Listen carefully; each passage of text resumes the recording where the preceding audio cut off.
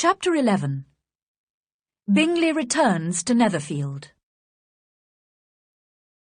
Elizabeth had the satisfaction of receiving a reply from her aunt in the shortest time possible. She sat down eagerly to read it. My dear niece, I must confess I am astonished by your request for information about Mr. Darcy's share in arranging Lydia's marriage. I assumed that you would know all about it. Your uncle is as surprised as I am. But if you are really innocent and ignorant, I must tell you all the details. On the day I returned to London from Longbourn, your uncle had a most unexpected visitor. Mr. Darcy came to tell us he had discovered where your sister and Wickham were staying.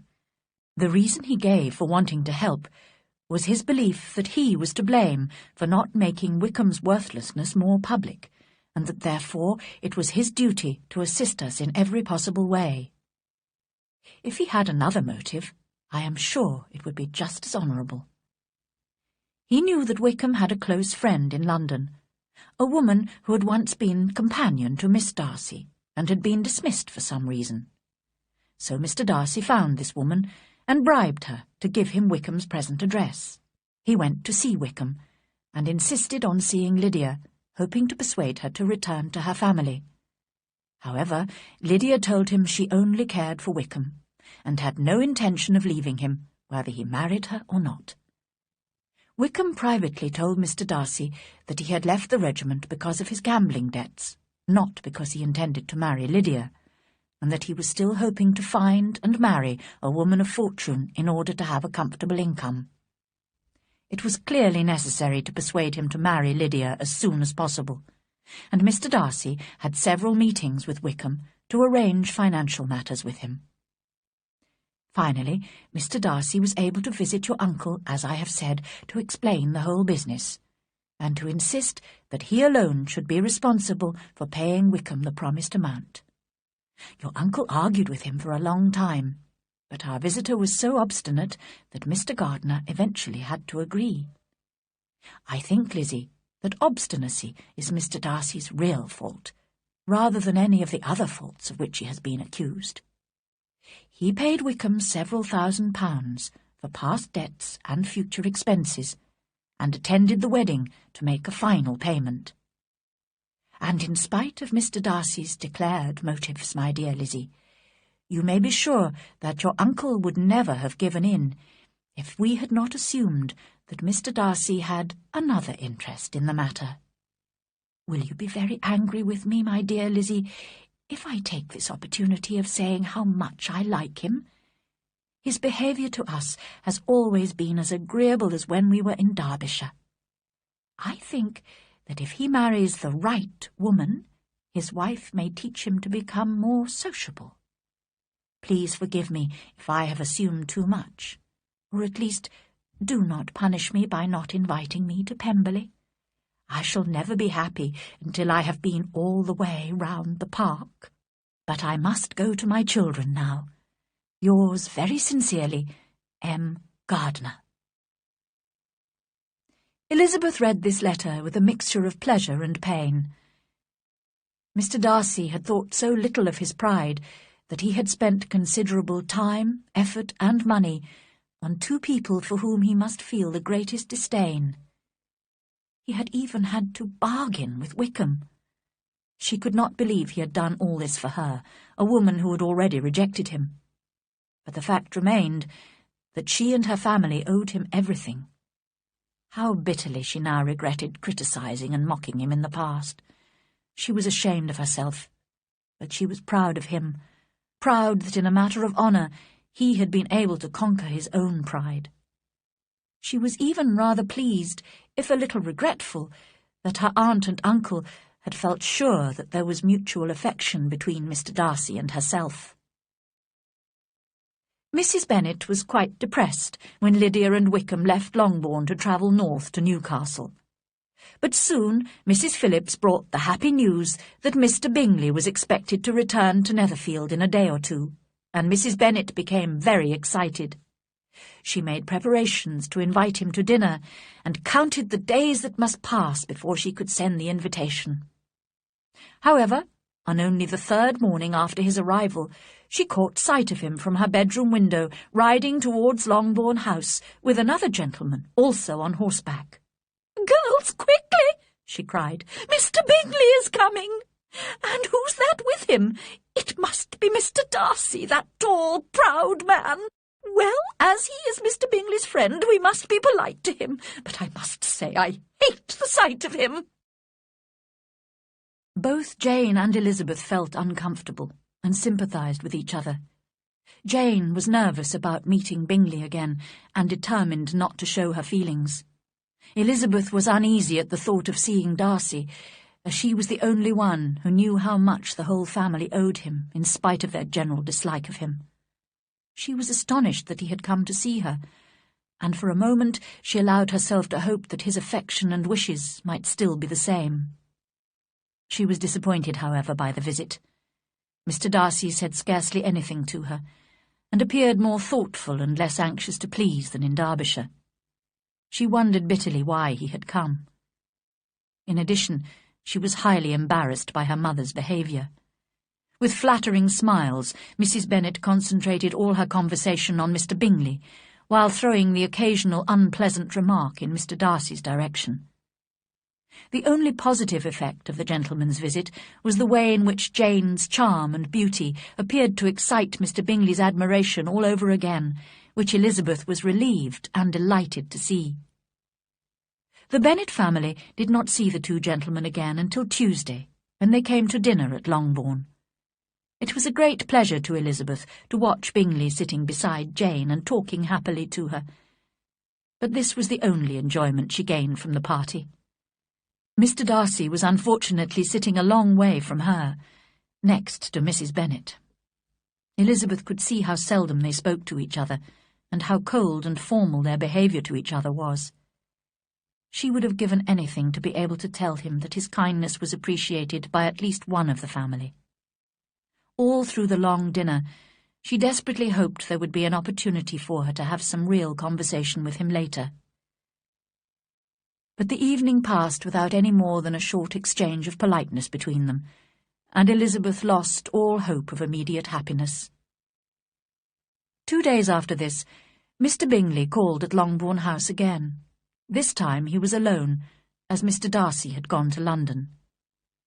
He sat with the ladies for over an hour, talking cheerfully and agreeably to them. He came the next morning, and again in the evening.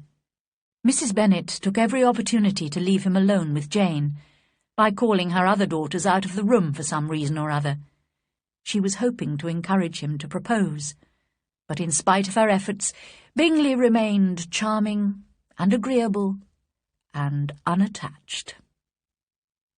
But on the third day, Bingley came in the morning to go shooting with Mr. Bennet. He stayed for lunch, and was still there in the evening. And when Elizabeth entered the sitting-room unexpectedly, to her surprise, she saw Jane and Bingley standing close together near the fire.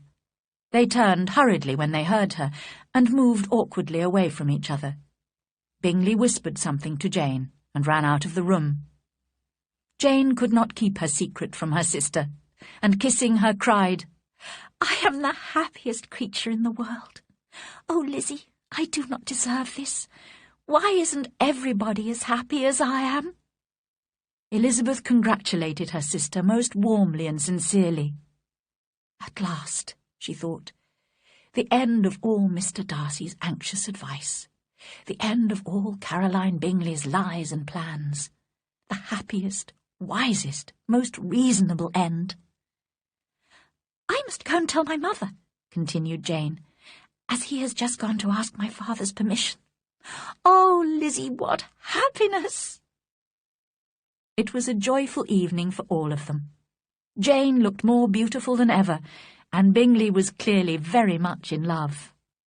Mrs. Bennet could not say enough to describe her delight, although she talked of nothing else all evening, and Mr. Bennet was evidently very pleased. Before the two eldest sisters went to bed that night, Elizabeth listened willingly to Jane's long description of Bingley's good qualities. At the end, Jane added, "Oh, Lizzie, if only I could see you as happy as I am. If only there were another man like Bingley for you. Dear Jane, I can never be as happy as you, because I'm not as good as you. No, no, let me find my own husband. Perhaps if I'm very lucky, I may meet another Mr. Collins one day. The engagement was not kept a secret for very long. Mrs. Bennet whispered the news to Mrs. Phillips, who told all her neighbours in Meryton. Everybody soon agreed that the Bennets were the luckiest family in the world, although only a few weeks before, when Lydia had run away, they had been considered the most unfortunate. Chapter 12. Elizabeth and Darcy. One morning, about a week after Bingley had proposed to Jane, a carriage arrived outside Longbourn House. Elizabeth, Kitty, and their mother were in the sitting-room, when suddenly the door was thrown open and their visitor entered. It was Lady Catherine de Bourgh. They were all extremely astonished.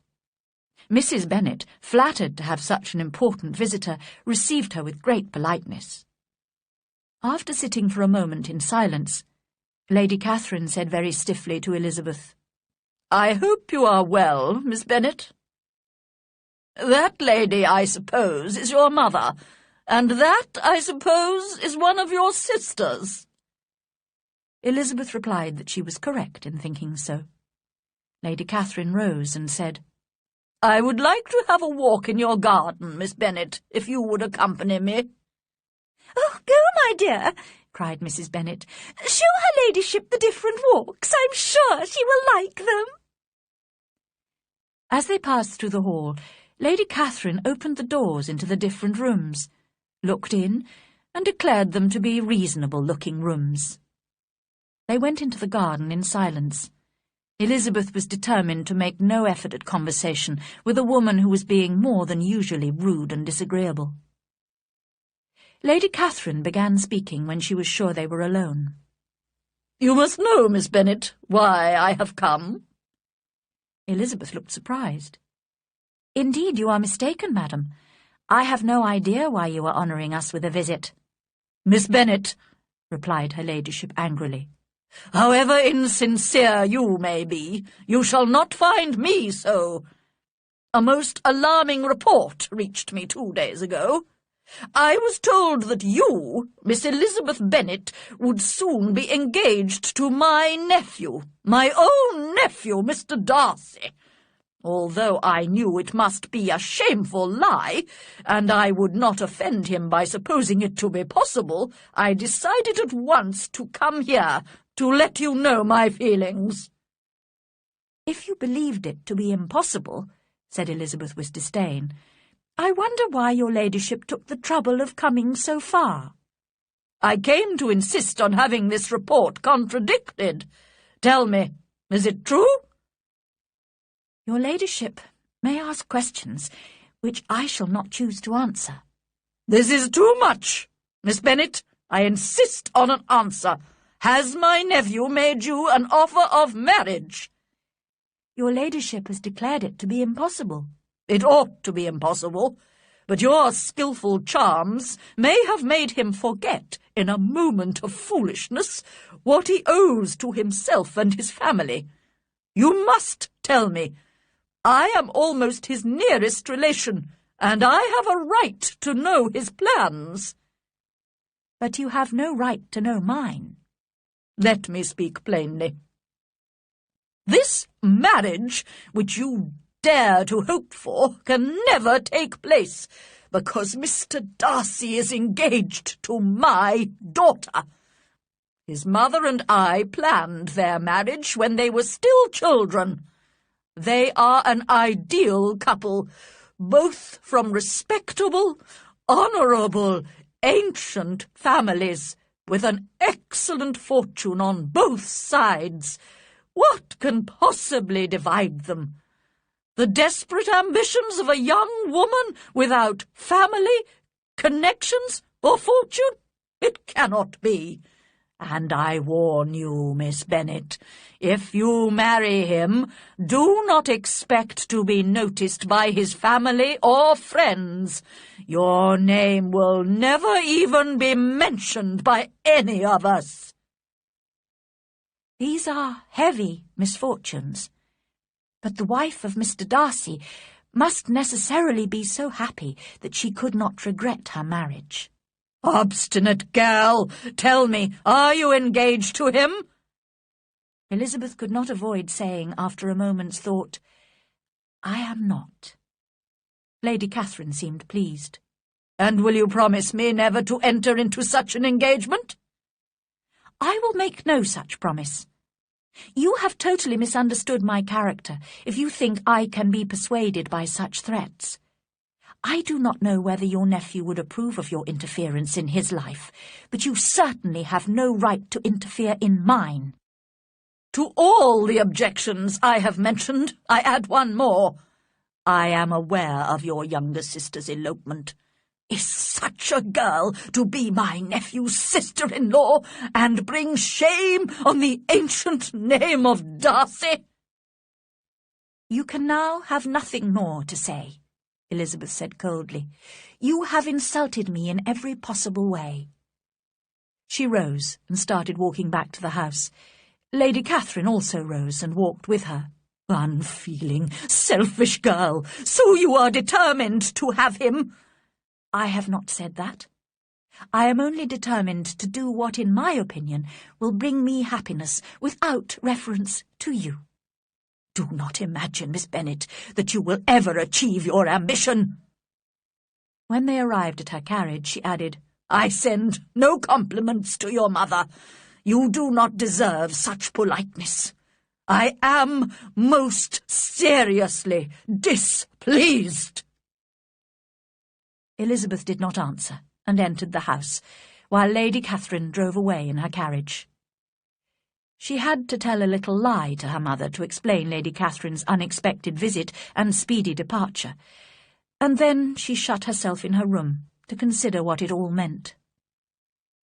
Perhaps the Collinses had imagined, after the news of Jane's engagement to Bingley, that Darcy might marry her.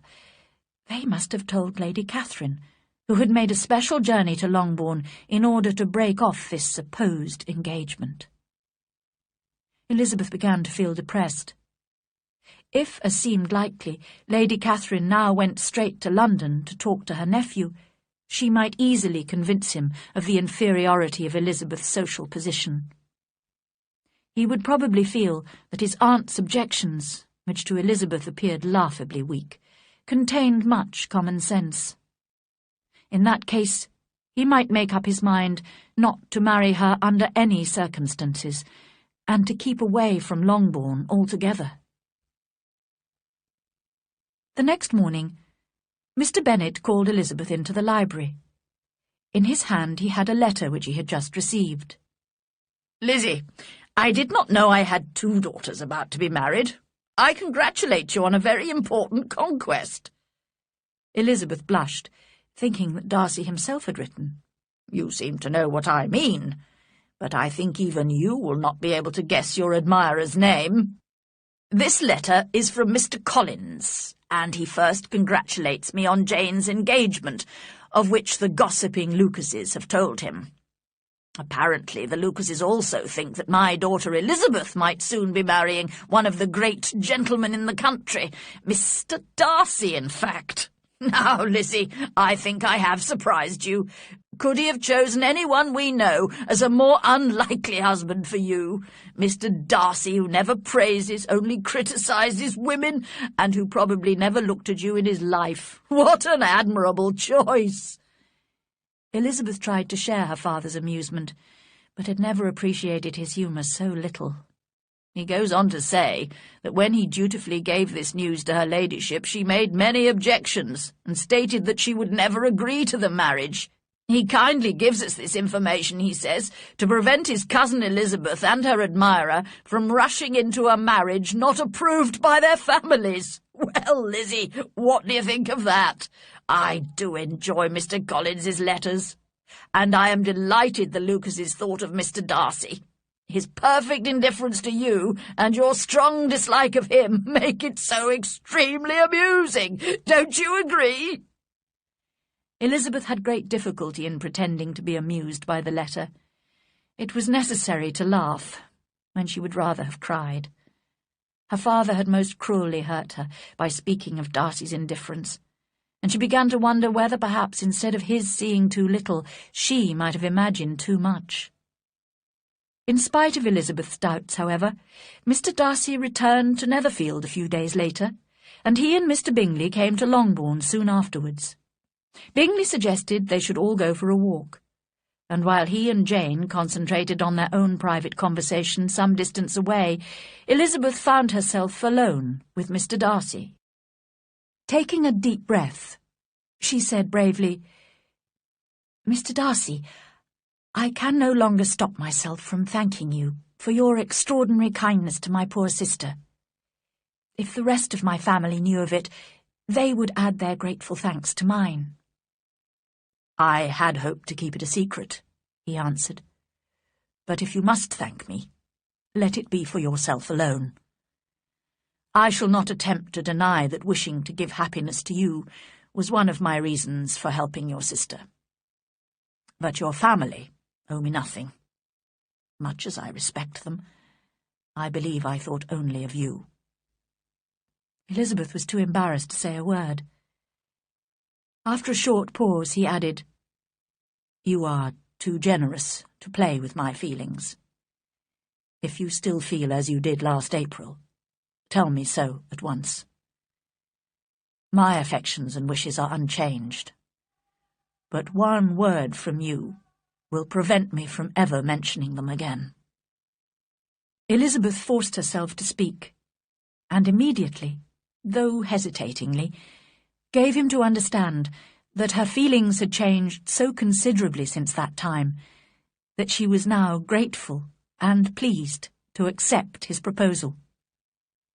When Darcy heard this, he was probably happier than he had ever been before, and he expressed himself as warmly and sensibly as a man violently in love can.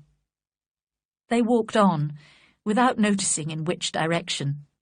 There was so much to be thought and felt and said.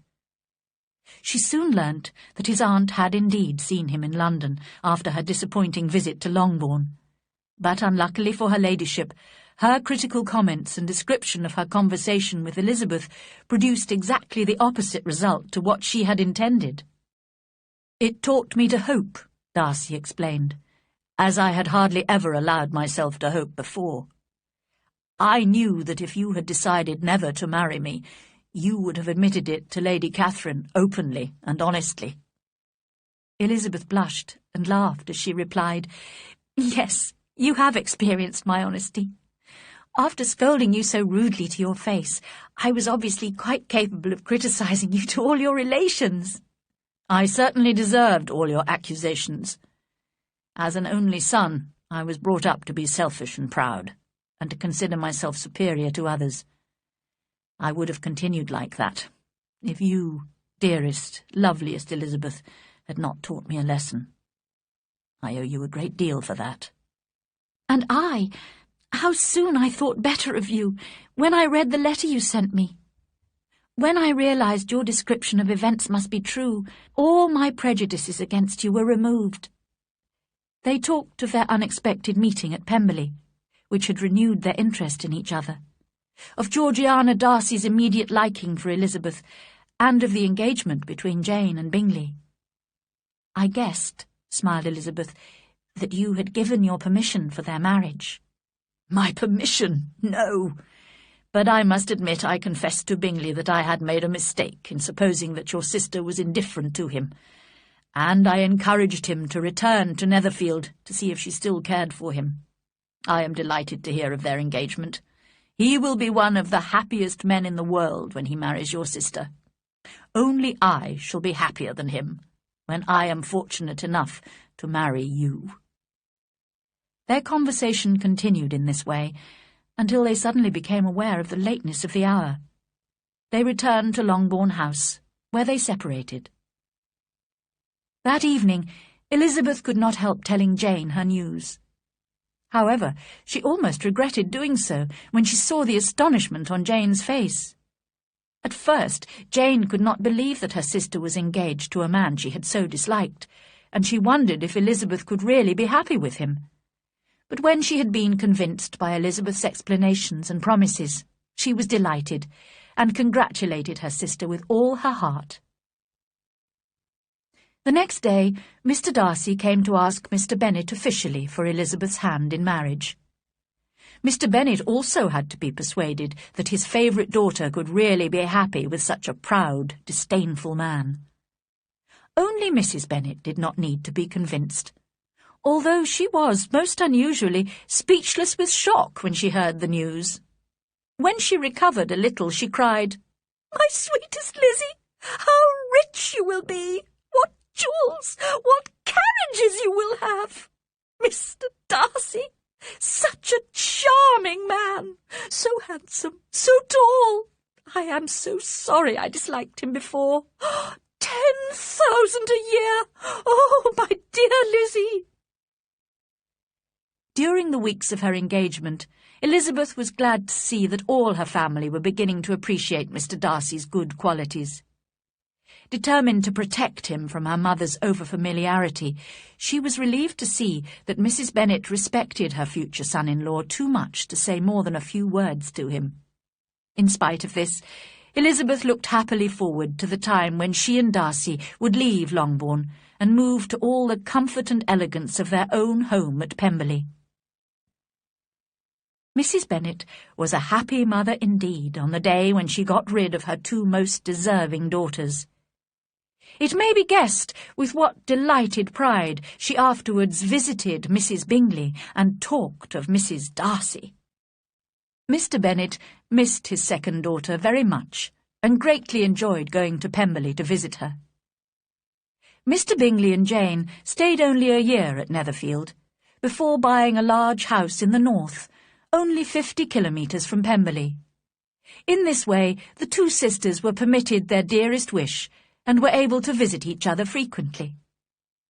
Mary was the only sister who remained at home, as Kitty spent most of her time with her two elder sisters, which greatly improved her behaviour, character, and intelligence. Lydia and Wickham were always moving from one place to another in search of cheap rooms, and always spending more than they should. His affection for her soon became indifference, while hers for him lasted a little longer. They were not too proud to ask Lydia's sisters for financial help during every crisis, and Elizabeth and Jane both sent them regular gifts of money to pay their bills. Caroline Bingley was deeply offended by Darcy's marriage, but she did not show her bitterness, and was always extremely polite to Elizabeth. Georgiana Darcy, on the other hand, became greatly attached to Elizabeth, and had the highest opinion of her. Lady Catherine, however, was so rude about Elizabeth to her nephew that he broke off communication completely with her for a time. In the end, Elizabeth persuaded him to forgive his aunt, who eventually forgot her pride enough to visit them at Pemberley. There remained a close relationship between the Darcys and the Gardiners.